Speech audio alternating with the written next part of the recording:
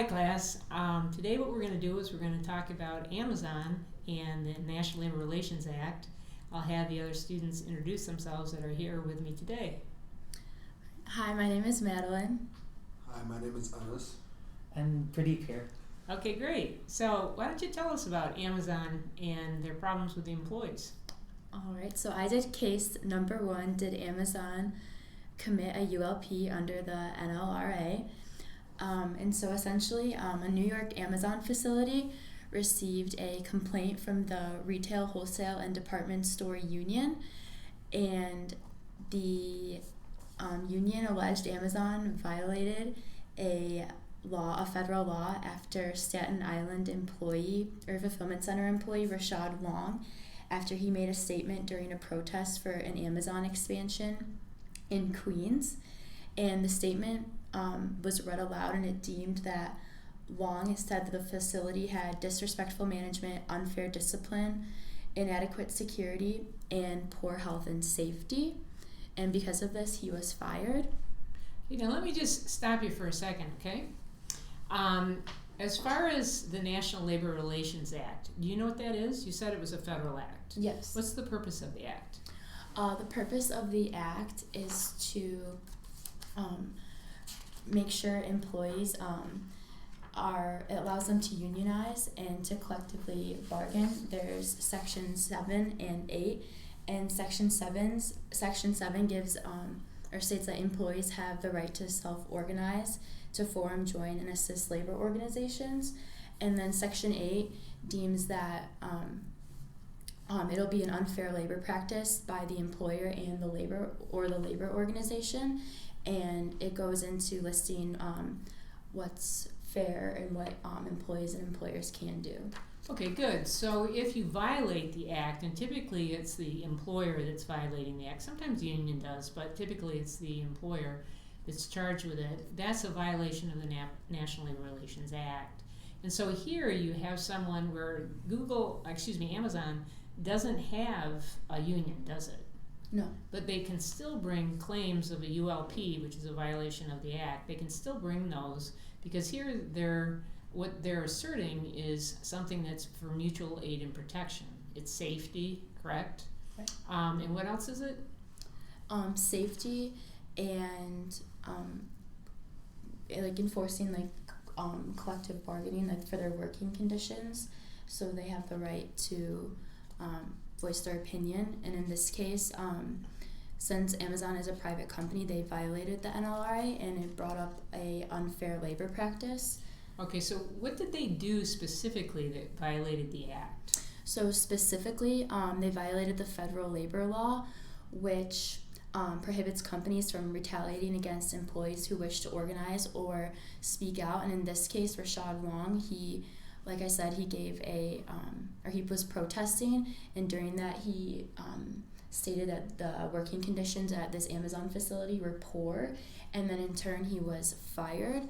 But however, later on, an Amazon spokeswoman had said that Long's allegations were false, and he was actually violated for violating a safety policy. And then, however, I thought that Amazon was in violation of the NLRA under Section 7 and Section 8A4. And why did you think that?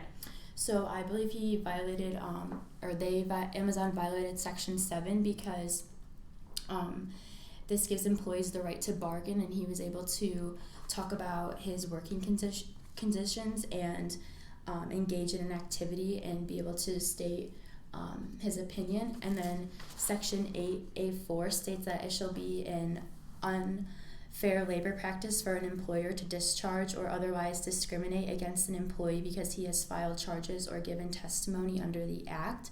And in this case, Long had given his testimony about how he felt about the working conditions at Amazon.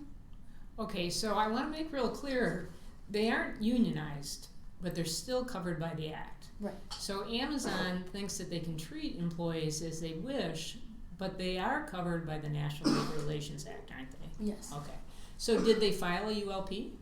Yes, they did. And because it is the law. And so they filed the ULP on behalf of Long because the retail, wholesale, and department store union thought that they did violate his rights as an employee. And then as far as Amazon, they had plans to unionize. They had talked with an affiliate of the United Food and Commercial Workers Union, claimed it was working with the employees at the Staten Island facility to talk about unionizing. And then Amazon also had plans to expand in Queens, New York, which is why the protest was taking place. And that was going to give labor activists leverage to force the company to avoid union busting. And then company officials have met with union leaders and agreed to restrict anti-union tactics. But then Amazon dropped their plans to expand. All right, so even though Amazon said, hey, we're going to stop treating employees poorly, they definitely did not want to unionize in New York, near New York City. Why? I don't think they wanted to because it would affect kind of their overall image, and they are such a leader in the industry, and they have there would be a lot of things that would be limited or restricted or gone because if they unionized. Like what? Like communication, they're able to have direct communication with the leaders. They would probably have to go through or start paying different fees and go through different assessments if they joined the union. And then they would also have to be under kind of more surveillance, and the employees would like it because it would give them more or better working conditions and fair wages and stuff, so they feel like they're being treated poorly, but Amazon just doesn't want to agree to that. Okay, so a union, typically what that brings is for the employee, they do have to pay union dues, but at the same time, they bargain collectively, which means that as a group, they're able to use their force and they're able to have more of an equal footing with Amazon, aren't they? Right. For instance, if they couldn't get a contract, then perhaps they would go out on strike and Amazon wouldn't have people to deliver packages or I should say prepare packages. Mm-hmm. And at the same time, Amazon would be required to give them benefits, probably through collective bargaining, like health insurance, pension, better wages, sick leave, etc.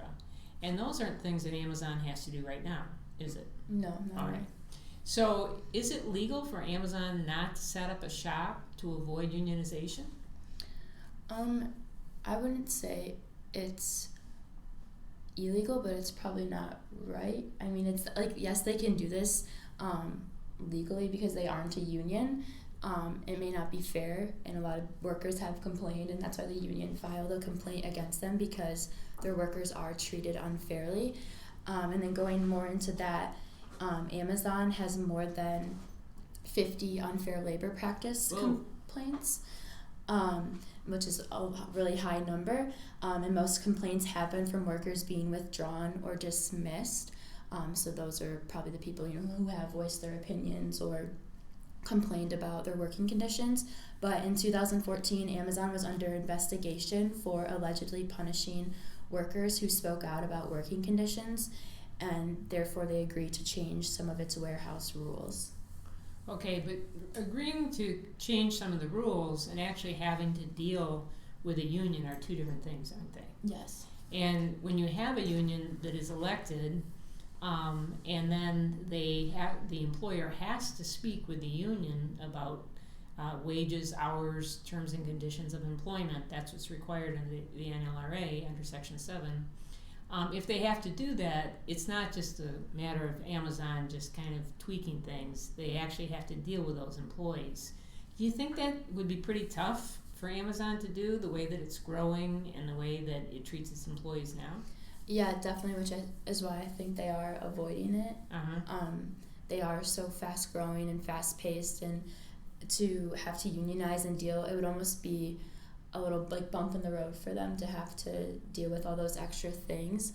And so I think they just justify it by, we'll change the rules here, we'll promise this, but I mean, they can't essentially promise that they're going to do those things. They have to be contingent, don't do that, we'll promise you more pay or more sick leave or stuff like that. It has to be contingent on current benefits and current policies that are already in place. And do you think that if there wasn't the union threat, that Amazon would be so pliable to the employees, or do you think the union threat makes Amazon nicer to their employees? I would say that it doesn't make them nicer. I think it probably makes them probably just annoyed. Maybe that's why, and because they're just so prone to, or they're so against unionizing, I feel like they kind of just have these talks with union leaders just to kind of justify, or maybe just, let these people know, like, okay, yeah, like, we're trying to move forward, but they're actually not. I mean, maybe one day so it'll take something really bad to happen, or enough, like, of their employees to go on strike for them to finally be like, okay, we'll unionize. But as of right now, I think Amazon workers they kind of have to deal with, like, the conditions they're given. Okay, I think you're right about that. There's just two things I want to say in closing. One is that in order for a union to develop at Amazon, what they have to do is they have to get 30% of the employees who are going to be in the union to sign cards saying that they want to have a union. And then the NLRB, that's the board that administers the act, they then conduct an election, and 51% of those voting, not 51% of the union, but 51% of the potential union, but 51% of those voting determine whether or not they'll have a union. So the employees would be the ones that decide whether or not they want to have a union, but Amazon, like many other employers, can make it very difficult, as you're alluding, can make it very difficult for those employees to vote for the union. Thank you very much. Thank you.